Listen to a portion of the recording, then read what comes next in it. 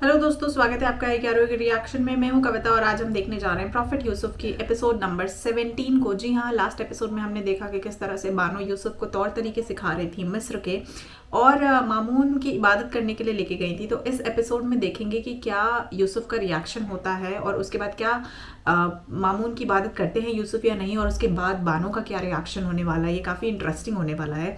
तो बिना देरी किए हुए आइए इस एपिसोड को शुरू करते हैं। और अगर अभी तक आपने चैनल सब्सक्राइब नहीं करा है तो चैनल को सब्सक्राइब ज़रूर कर लें और ऐसे ही इंटरेस्टिंग वीडियोस कमेंट्स करके ज़रूर बताते रहें। और इस चैनल से जुड़े इसी सीरीज़ के लिए और बहुत सारी सीरीज़ जैसे उमार सीरीज़ है, अर्तुगरुल गाज़ा सीरीज़ है, इन सब पे भी रिएक्शन के लिए बने रहिए हमारे साथ और ऐसे ही सपोर्ट करते रहिए। तो आइए शुरू करते हैं प्रॉफिट यूसुफ का एपिसोड नंबर 17।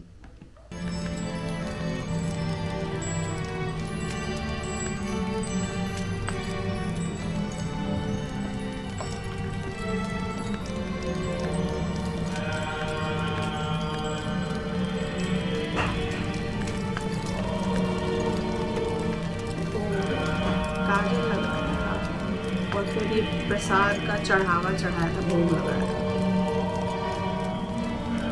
क्या होता है?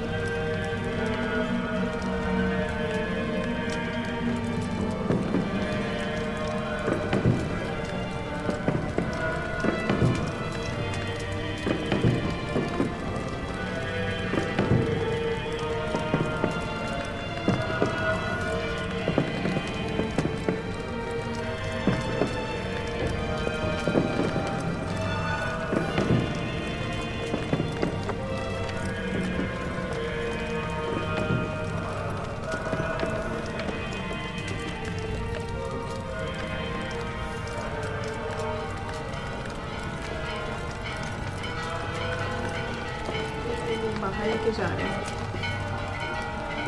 लोगों को, शायद इबादत कराने लेके जा रहे हैं।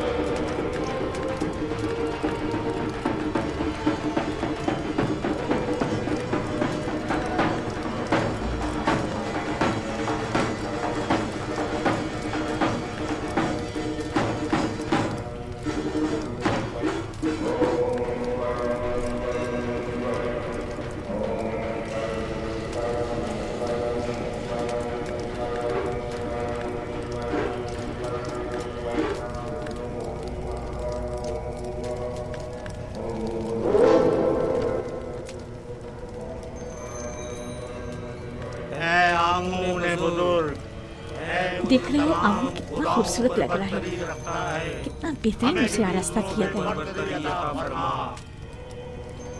इसके परस्तार इसके ज़रो जवाहरात उठाकर नहीं ले जाते? नहीं, काहिन जो मुहाफिज है कोई भी ऐसी जुर्रत नहीं कर सकता। ऐसा ही होना चाहिए, वरना तो मुमकिन है चोर आमून के जेवरात चुरा कर ले जाए। मैं तो समझता था कि आमून उनकी हिफाजत करता है। जैसा आपने बताया तो आमून खुद अपनी हिफाजत के लिए काहिनों का मोहताज हुआ। तो इसमें क्या कबाहत है? आमून का शुमार सबसे ज्यादा कीमती और आम चीजों में होता है, हमें उसकी हिफाजत करनी चाहिए। मेरे बंदों,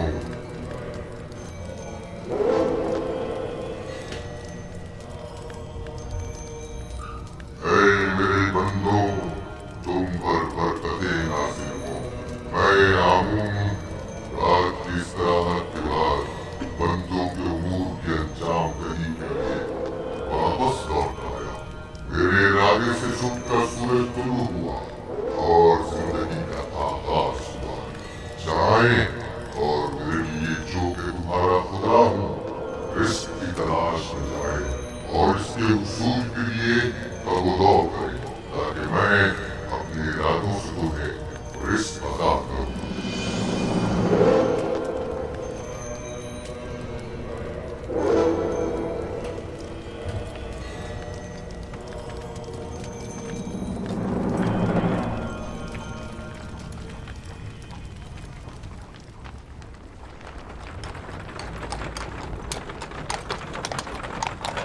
माफ़ कीजिएगा बानो, ये आमून था जो लोगों से मुखातिब था।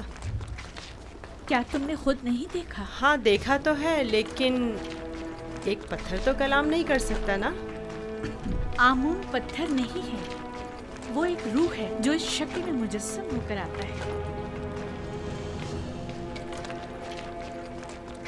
मैं माफ़ी चाहता हूँ। आमून खुदावंद कुदरतमंद और बेनियाज है। लेकिन मैंने आज उसकी बहुत सी न्याज़मंदियाँ देखी हैं। वो इस्तराहत का मोहताज था, वो लिबास और ज़ेवरात और गुस्ल का भी मोहताज था, हत्ता कि हरकत करने के लिए भी काहिनों का मोहताज था। यहाँ तक कि वो अपनी हिफाजत भी खुद नहीं कर सकता, बल्कि दूसरों का मोहताज था। वो जाओ मकान, ज़नो फर्जंद और बहुत सी दीगर चीज़ों का भी मोहताज था। यानी हम जो खुद से चलते फिरते हैं, लिबास पहनने, सजने, संवरने, नहाने धोने पर कुदरत रखते हैं, आमून से ज्यादा बेनियाज और कुदरतमंद हैं। क्या नहीं है? मैंने खुद को उसके सामने आजिज महसूस किया। यूजासिफ बज़ाहिर एक बच्चा है। मैं उसके कई एक सवालात के जवाबात देने से कासिर थी। मेरे पास कोई जवाब न था।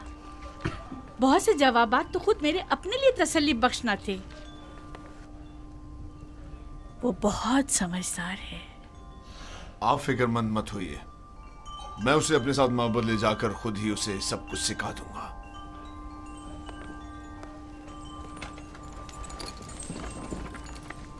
सच कहूं तो मुझे भी आमून के हवाले से शक में डाल दिया है। तो यूं कहिए, शिकारी खुद शिकार का असीर हो गया।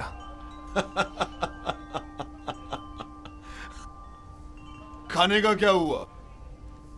आज तो इतनी भूख है कि पूरा बकरा अकेले खा सकता हूं।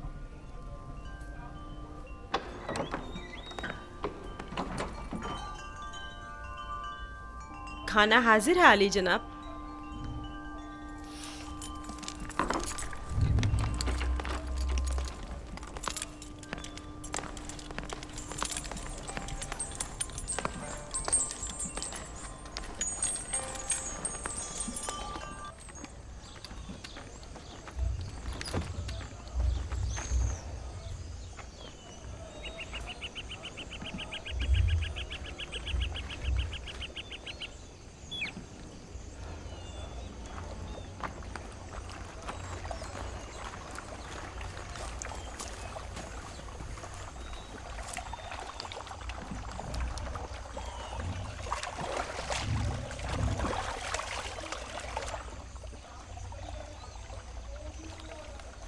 बाबा ने अपना हुजरा खुद ही तामीर कर लिया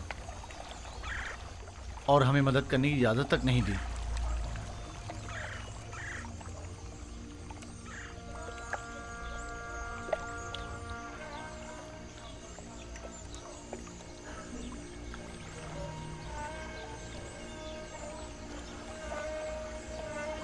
ये मेरा बैतुल हुज़्न है, वो हुजरा जहां मैं अपनी बाकी मादा उम्र गुजारूंगा और यूसुफ की फिराक में नोहक कना रहूंगा और उसके इंतजार में यहीं और इसी जगह नजर जमाए बैठा रहूंगा। बाबा, आपका क्या ख्याल है, मेरा भाई यूसुफ लौट कर आएगा? बेशक मेरी बेटी, हमें हमेशा उसके लौटने का मुंतज़िर रहना चाहिए। आखिर आप यूसुफ को भूल क्यों नहीं जाते? किस तरह भूल जाऊं? अगर वो मर गया होता तो चंद रोज उसका सोग मनाता और बात खत्म हो जाती। लेकिन इस वक्त मुझे मालूम नहीं कि वो किस हाल में है। हमेशा खुद से यही पूछता रहता हूं कि इस वक्त वो क्या कर रहा होगा, उस पर क्या मुसीबत टूटी है। कहीं रहसनों के हत्थे तो नहीं चढ़ गया, कहीं मुर्दा फरोशों ने तो उसे नहीं उठा लिया, उसे गुनाहों में आलूदा तो नहीं कर दिया गया। शिकम शेर है या भूखा, तन पर कपड़े हैं भी या नहीं। सब्र कीजिए नबी खुदा, क्यों खुद को इस कदर हलकान करते हैं? अजीजों की मौत के गम की तो इंतहा है, लेकिन हिज्र फिराक का दर्द लामुतनाही है। इसके बावजूद मैं सब्र इख्तियार करूंगा और इंतजार करूंगा।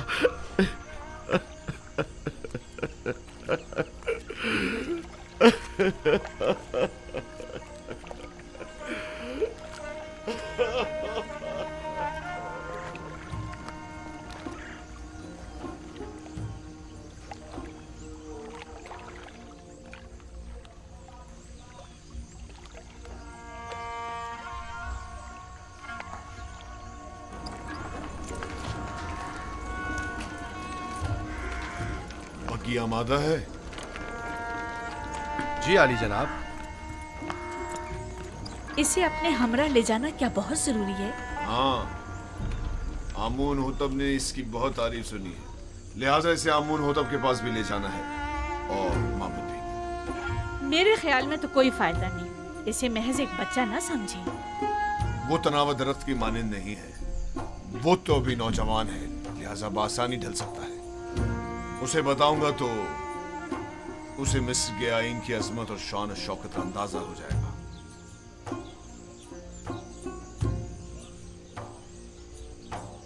हमारा यूजार सिर्फ जवान आमादा है? अली जनाब, पूतीफार की अतात के लिए हमेशा आमादा हूँ।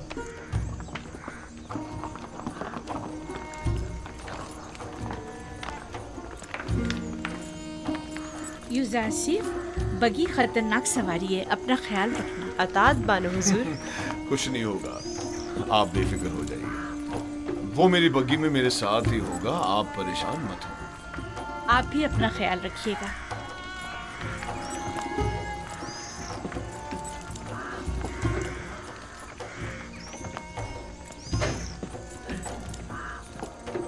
हरकत करो।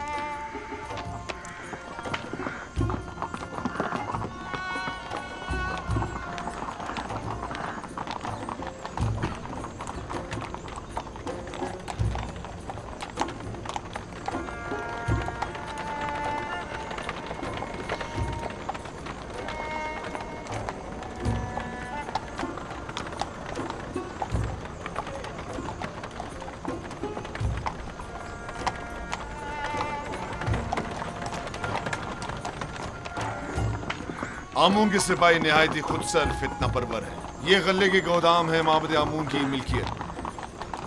मिस्र के कुल गल्ले की एक बड़ी मिकदार हर साल यहाँ जखीरा की जाती है।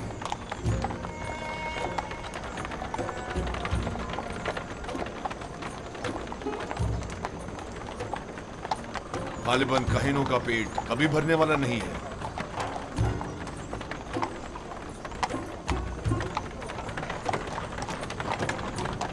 वो बाग और औरतें जो तुम देख रहे हो, ये भी आमून ही की मिल्कियत है। आमून से मुतालिक मज़ारे और जानवरों को मैंने पहले भी नील के किनारे देखा है। वो मोटे ताजे जानवर जो तुम देख रहे हो, ये भी काहिनों की पेट पूजा के लिए है। काहिना ने माबद नहीं चाहेंगे कि उनके मफादात में किसी किस्म की कोई रुकावट हाइल हो। आमून के आइन से बेहतर कौन सा आइन उनके हक में हो सकता है?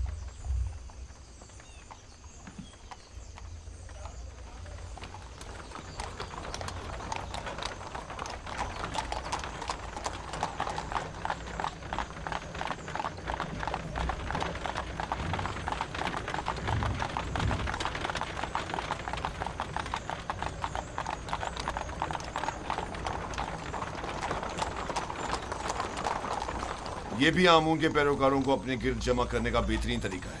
हर गिरोह को मुती करने का अपना एक तरीक़ा होता है, जिनमें से बाज़ नामो नमूद के बंदे हैं, बाज़ मालो दौलत के बंदे और बाज़ पेट पूजा के। लेकिन मिस्र के बहुत से लोग अब उनकी हकीकत जान चुके हैं और अब उनके फरेब में नहीं आते। बानो जुलेखा का ख्याल है कि जनाब पूतीफार चाहते हैं कि मुझे मिस्र के लोगों की अजमत और बुलंदी से आशना करें, लेकिन इसके बरक्स मैं चाहता हूं कि तुम्हें उनका ये खोखलापन और मिस्रों की आइन की खामियां दिखाऊं।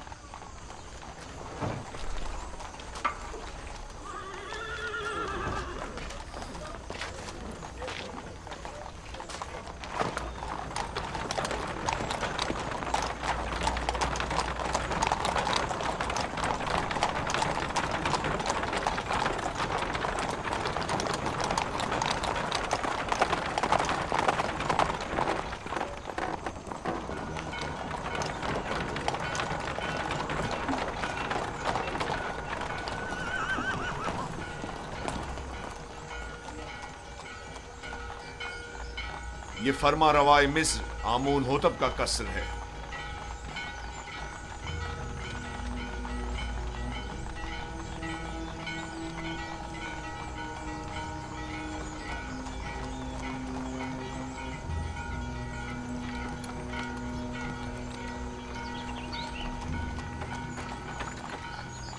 ये कौन लोग हैं? बज़ाहिर तो मिस्री नहीं लगते। ये लोग मुख्तलिफ ममालिक के सफ़ीर और एलची हैं जो हुकूमत मिस्र के लिए सालाना खराज लाए हैं। ये खिराज क्या होता है?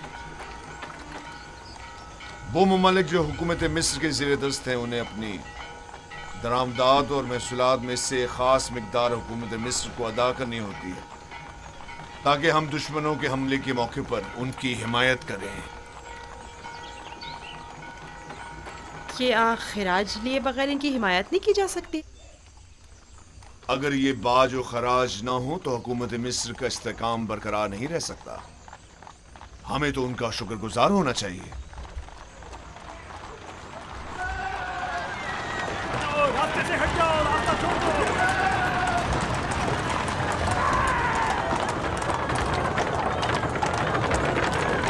ये माबद आमून की वहशी और सरकश समार है। तुम यहीं ठहरो, मैं अभी आता। पीछा करो।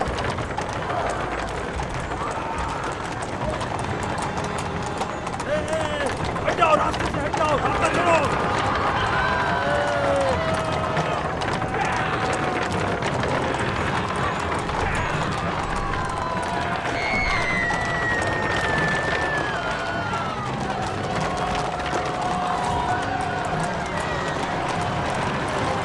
और तेज चलाओ, तेज चलाओ।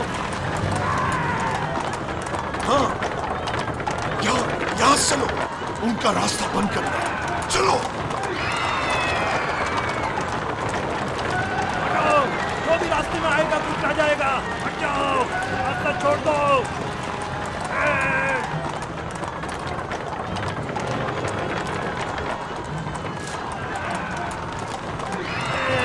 हटाओ।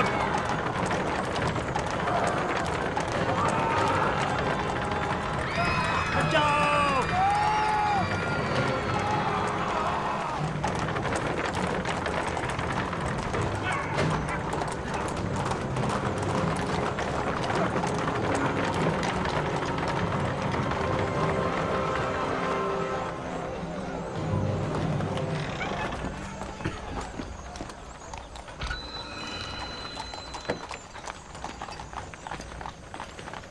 आली जनाब, रास्ता क्यों बंद किया है?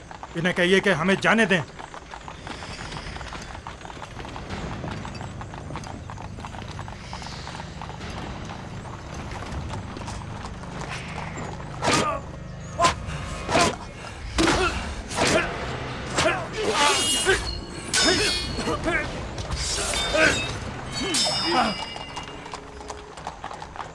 अगर आइंदा शहर में फितना फसाद बर्पा किया तो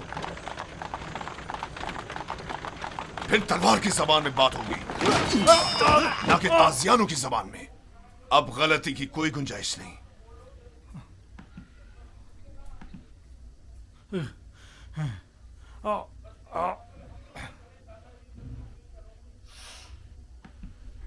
महबूद आमून इस सहानत पर खामोश नहीं बैठेगा। अखमाहू से कह देना कि आमून के सिपाहियों के वहशी पने को लगाम दें, वरना इससे कहीं ज्यादा सख्त और शदीद रद्द अमल पूतीफार की जानिब से होगा।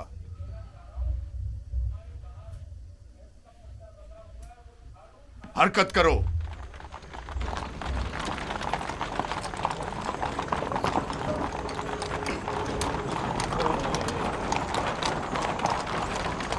माबद आमून के गुस्ताख सरबाजों को सबक सिखाना चाहिए। वो कुछ ज्यादा ही गुस्ताख और बेबाक हो गए। क्या मैं भी आपकी तरह बहादुर और ताकतवर हो सकता हूँ? क्यों नहीं हो सकते? अगर शौक है तो रुदामून के पास जाकर मश्क किया करो। फनून हर्ब का सीखना तुम्हारे लिए जरूरी है।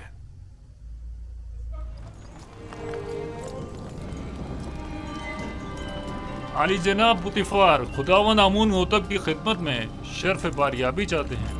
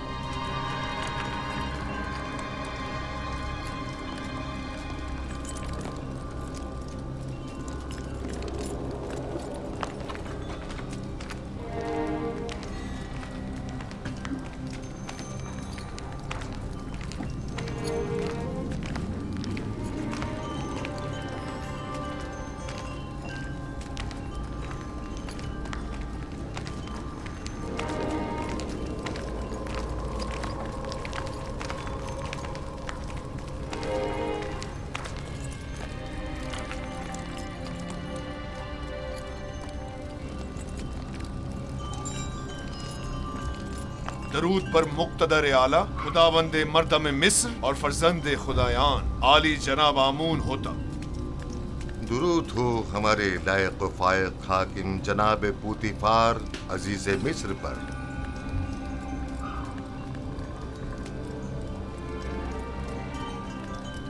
पूतीफार, जी आली जनाब। कहीं तुम अभी अभी कारखाना खुदावंद से तो नहीं आ रहे?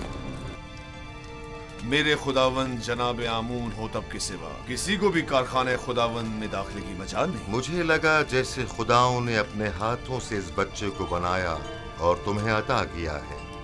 ये गौहर नायाब कौन है? मेरा नया मसाहिब है, चंद रोज पहले ही खरीदा है। मसाहिब?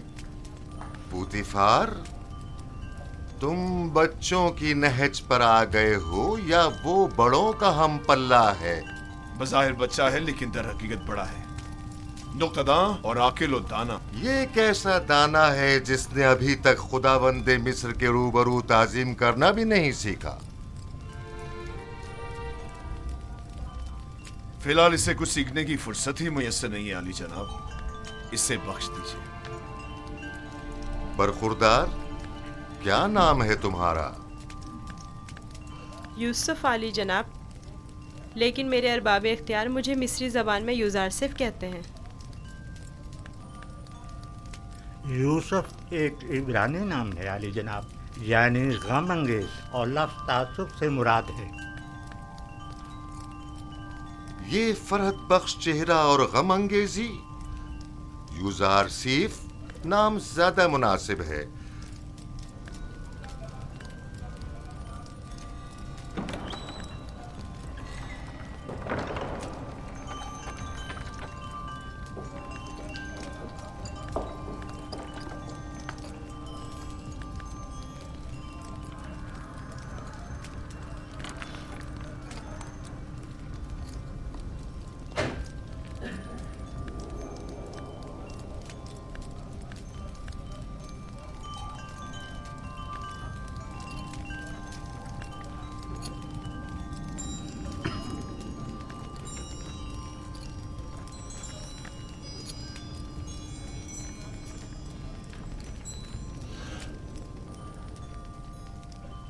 बहुत खूब यूज़ारसिफ, पूतीफार का दावा है कि तुम एक नुक्तादा हो।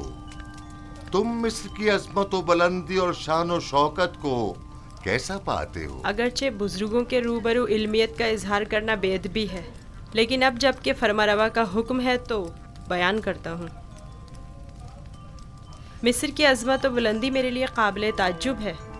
जो मुझे बुलंदो बाला पहाड़ों और ऊंची ऊंची चट्टानों की मिसल दिखाई देते हैं, लेकिन मेरी राय में सरसब्ज और छोटी छोटी पहाड़ियाँ उन बड़े बड़े पहाड़ों की निस्बत कहीं ज़्यादा बेहतर हैं, क्योंकि उन पर जानवरों के चढ़ने के लिए घास तो होती है।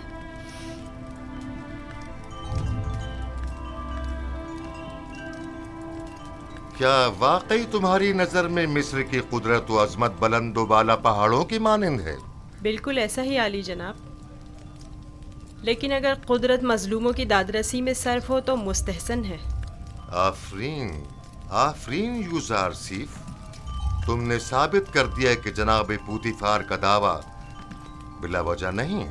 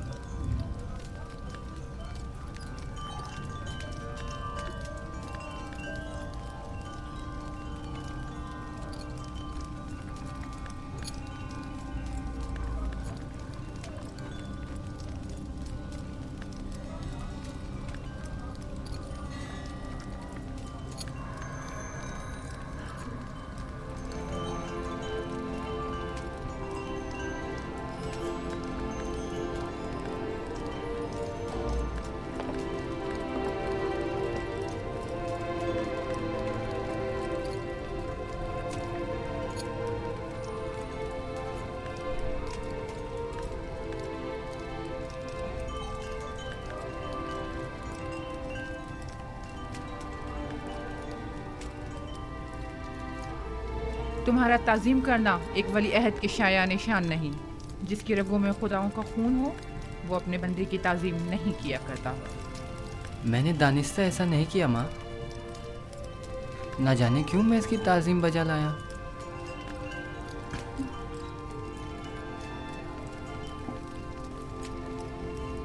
क्या जनाब पूतीफार महज अपने मसाहिब का तारुफ कराने की गरज से यहाँ तशरीफ लाए थे? नहीं आली जनाब, दर हकीकत माबद आमून की सिपाहियों की खुदसरियों और फितना परवीनों की शिकायत की गरज से हाजिर हुआ था। उमूमी शाहराओं पर फितना और फसाद बर्पा करना अब इनका रोज का मामूल बन चुका है। उन्हें ना तो किसी का डर खौफ है और ना ही किसी कानून का लिहाज। इनकी सरकशी और कानून शिकनी हद से बढ़ गई है। मुझे डर है कि अगर इनकी लगाम ना खींची गई तो वो हुकूमत मिस्र के खिलाफ तय कदम उठाने से दरेग नहीं करेंगे। आमून और कहनाने माबद की मुखालिफत करना कुफ्र है। आमून का मामला माबद के काहिनों से जुदा है। अगर हम आमून के मुतक़िद हैं तो फिर हमें काहिनों की सरकशियों और फितना परवरियों की सरकूबी के लिए कोशा रहना होगा। लेकिन फिलहाल मैं उजरतबाजी के हक में नहीं।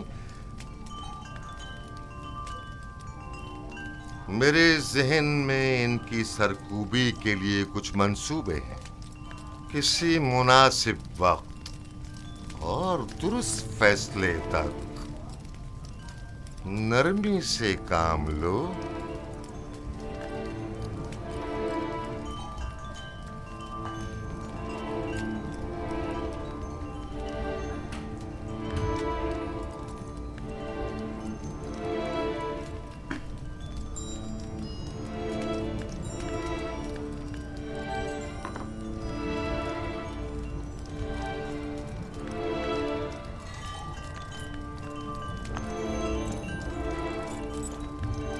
तुम्हें खुद पर फख्र करना चाहिए।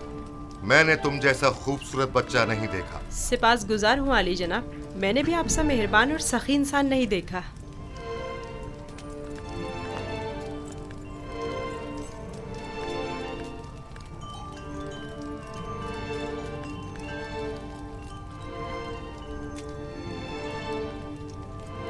अनकरीब सख्त जंग दरपेश है, तैयारी रखो।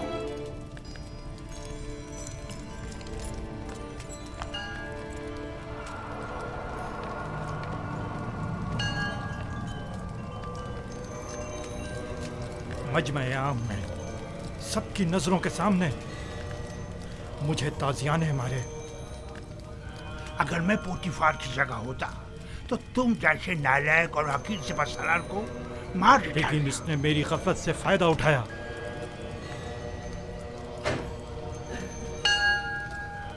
अगर मैं उसके इरादे भाग गया होता तो उसे मारने का मौका ही ना देता, वरना उसकी उतनी औकात नहीं कि वो मुझसे टक्कर ले।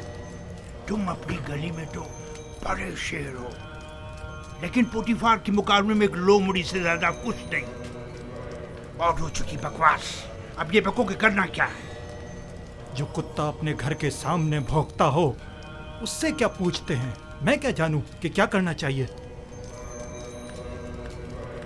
इसमें कोई शक नहीं है कि पोतीफार और उसके अरबाब इख्तियार दोनों ही खुदाओं के दुश्मन हैं, खुसूसन आमून के। लेकिन कुछ समझ नहीं आ रहा क्या करें। ये तो वाज़ेह है कि क्या करना चाहिए। इन दोनों को ही सजा मिलनी चाहिए, वो भी सख्त तरीन। और उन्हें सजा देने की किसमें हिम्मत है? तुम में या तुम्हारे उन नालायक और डरपोक सिपाहियों में? मेरे पास अगर कसीर सिपाह होती तो तिप्स को उसके मनहूस वजूद से पाक कर देता। तुम अगर मर्दे मैदान होते आज ये साबित कर देते। पोतीफार और उनके हामी आमून हो तब दोनों ही साहिबान इख्तिदार और कुदरतमंद हैं, और नहीं मालूम के माबद और शाही दरबार के माबैन जंग की सूरत में जीत किसकी होगी। कौन गालिब रहेगा, कौन मगलूब? बेहतर होगा उनके साथ नरमी से काम लो जब तक कोई मुनासिब वक्त ना आए।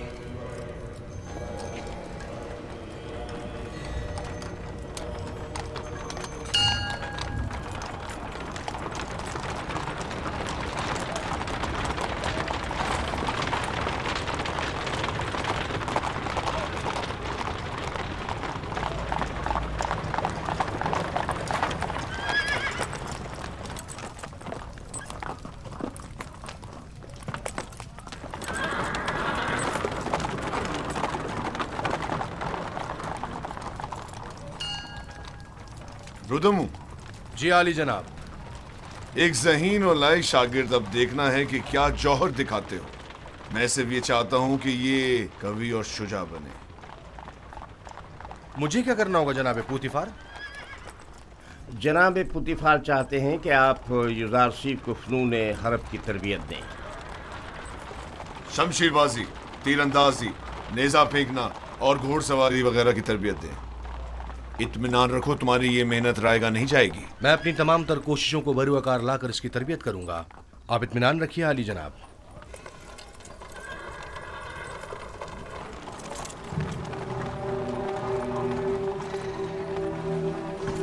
आओ मेरे साथ।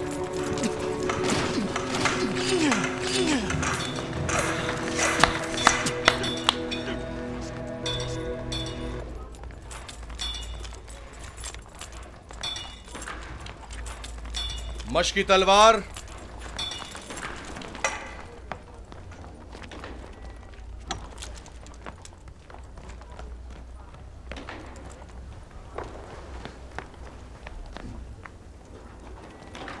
ये तलवार है?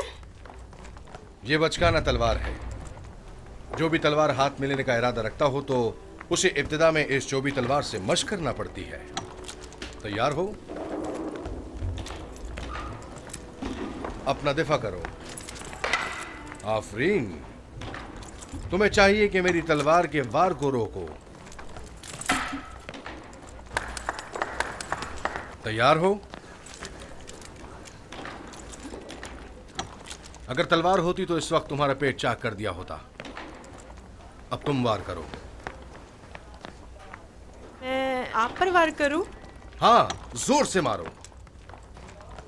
आपको दर्द हो जाएगा, मेरा दिल नहीं मानता।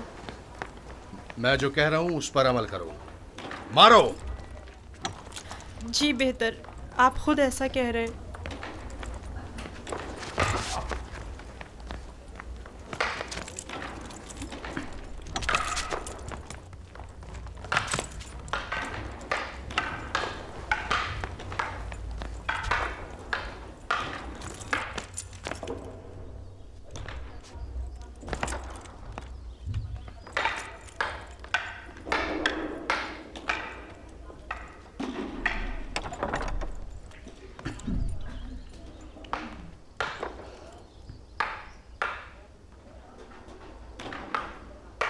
आली जनाब पोतीफार तशरीफ ले आए हैं मानो हुजूर।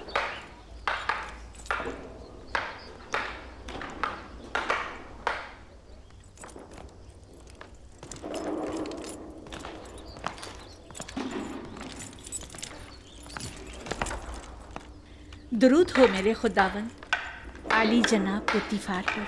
दरूद हो मेरी हसीन और जमील बानो जुलेखा पर। यहाँ क्या कर रही हैं? यूजारसीफ की शमशीर जनी का नजारा कर रहे हैं। आज आपका शहर का दौरा कैसा रहा? अब उसे नाज और नाम छोड़कर जरा कवि होना चाहिए। आज वो आमून के सिपाहियों के ताकुब और उनसे मुकाबले की सूरत हाल से सहम गया था। आपने आमून के सिपाहियों से टक्कर ली? आमून के सिपाहियों को लगाम डालना जरूरी था। इस कार्रवाई के बाद मैं और युजारसीफ आमून होतब के कसर गए। आज युजारसीफ ने मुझे सरफराज कर दी। वो बहुत ज़हीन और होशियार है। फरमा रवा के सवालात के ज़िमन में उसके मुनासिब और बरजस्ता जवाबात काबिल तहसीन थे। आमून होतब ने अपनी गर्दन से मोतियों की एक माला उसे बतौर इनाम हदिया की और नौजवान वली अहद आमून होतब ने वो माला युजारसीफ की गर्दन में डाली। नहीं, ये नामुमकिन है। तमाम हाजरीन भी उस लम्हा आपकी तरह वर्ताए हैरत में थे। युजारसीफ ने मुझे सरफराज कर दिया। मैंने आपसे कहा था ना कि उसका वजूद हमारे लिए बहुत नफा बख्श होगा।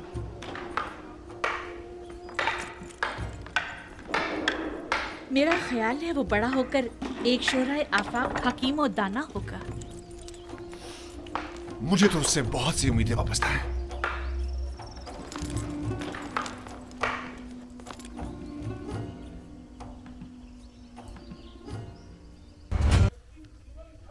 तो दोस्तों देखा आपने किस तरह से इस एपिसोड में बेसिकली बानो ने पूरी तौर तरीके सिखाए और उस आमून की इबादत करने का तरीका सिखाया। वहीं पर यूसुफ के कुछ सवालों ने बानो को डेफिनेटली परेशान कर दिया, जहाँ पे सबसे अच्छा पार्ट था जब यूसुफ ने कहा कि इनको तो जो आमून है उन्हें तो खुद हिफाजत की ज़रूरत होती है, उन्हें लगा कि वो तो लोगों की हिफाजत करते होंगे। उस सवाल ने बेसिकली पूरा एपिसोड का जो एक मोमेंट रहेगा वो वाकई सोचने वाली बात है। और उसी के लेके बानो ने ये डिस्कशन किया था पुताफीर के साथ, और फिर पुताफीर जो है वो बाद में यूसुफ को पूरा मिस्र घुमाते हैं, यूसुफ को मिस्र के राजा के पास लेके जाते हैं, जहाँ पे उनके बेटे जो हैं उन्होंने एक माला पहना है यूसुफ को, और वो भी बहुत इम्प्रेस हो गए थे, और वो भी बहुत ज़्यादा तारीफ़ कर रहे थे। जिस तरह से पुताफीर और बानो का चेहरा था बिल्कुल वैसा ही उनका भी चेहरा था। और उसके बाद यूसुफ को अब तौर तरीके जो हैं बेसिकली जो मिस्र के, वो और पुताफीर अब अपने लेवल पे सिखा रहे हैं। तो ये था ओवरऑल इस एपिसोड में। ओवरऑल बहुत मज़ा आया, बहुत अच्छा लगा ये देख के। और जैसे जैसे अब मिस्र के तौर तरीके जान रहे हैं वो काफ़ी मज़ेदार एंड इंटरेस्टिंग होने वाला है, क्योंकि कहीं ना कहीं कॉन्ट्राडिक्टरी उनके दिमाग में भी ये क्वेश्चन आता है। वहीं दूसरी तरफ हमने देखा कि जो यूसुफ के बाबा हैं याकूब, वो काफ़ी ज़्यादा परेशान हैं, वो एक अलग घर बना रहे, अपने बच्चों के साथ नहीं रह रहे, अपने फैमिली के साथ नहीं रह रहे, वो लिटरली तड़प रहे हैं उस जुदाई से। तो वहाँ पर वो थोड़ा सा इमोशनल पार्ट है स्टोरी का। But overall again a great episode. और जैसे जैसे मिस्र के कायदे वो यूसुफ सीखते जा रहे हैं, और जैसे जैसे बानो ने ट्रेन करती जा रही है ना, वो काफ़ी इंटरेस्टिंग होता जा रहा है ओवरऑल। बट ओवरऑल एक बात है कि बानो का जो लगाव है वो बहुत ज़्यादा है, मतलब वो बिल्कुल नज़रों से दूर नहीं रख पा रही यूसुफ को, तो वो सबसे अच्छा देखने में लगता है इसमें। तो उम्मीद करती हूँ आपको एपिसोड अच्छा लगा होगा। मैं मिलती हूँ आपसे अगले एपिसोड में, तब तक के लिए जय हिंद, नमस्ते, सत श्री अकाल, अपना ध्यान रखिएगा, बाय।